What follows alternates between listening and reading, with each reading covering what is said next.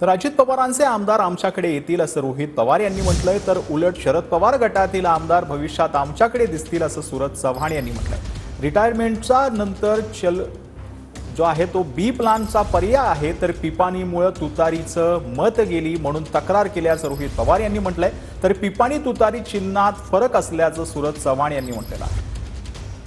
ते जे चिन्ह आहे नाही तर त्याच्या ज्या पद्धतीने प्रचार केला गेला तर ते कुठेतरी दिशाभूल नागरिकांची नाही तर मतदारांची मोठ्या प्रमाणात केली जाते आणि लोकशाहीमध्ये दिशाभूल करणं हे योग्य नाही। आणि त्या हेतूतून जे काही आकडेवारी आली पिपाणीची आणि त्याला मिळालेलं मतदान उमेदवार अनोळखी असताना सुद्धा, त्यामुळे कदाचित आमच्या पक्षाने त्या बाबतीत निर्णय घेत इलेक्शन कमिशनला सुद्धा तक्रार केली असावी।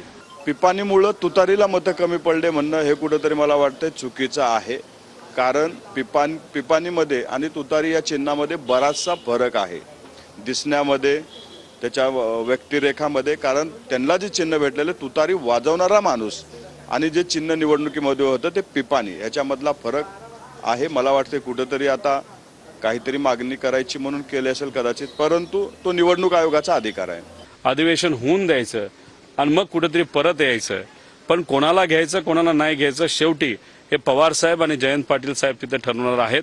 योग्य व्यक्तींना कदाचित घेतलं जाईल आणि ज्या लोकांनी चुकीच्या पद्धतीने तिथं राजकारण केलं असेल नाही तर साहेबांच्या विरोधात एखादं घोषणा केली असेल नाही तर वक्तव्य केलं असेल तर त्या लोकांना कदाचित पक्ष घेणार नाही, पण निर्णय पूर्णपणे पवार साहेब आणि जयंत पाटील साहेब तिथे घेतील। राष्ट्रवादी काँग्रेस पक्षाचा एकही आमदार चलबिचल नाही, उलट तिकडचे आमदार हे अजितदादासोबत भविष्य काळामध्ये जोडताना तुम्हाला दिसतील। जे काही लोक जात आहेत ते मला वाटतं रिटायरमेंटच्या नंतर जे असणारी लोक आहेत ते लवकर पळत आहेत, परंतु नवतरुण हा अजितदादांसोबत जोडला गेलेला आहे। या महाराष्ट्रातले अनेक तरुण अजितदादाच्या नेतृत्वात काम करायला तयार आहेत, त्याच्यामुळं कोण गेला याच्यामुळं फरक पडत नाही। आमच्याकडे ए गेला तर बी ऑप्शन तयार आहे।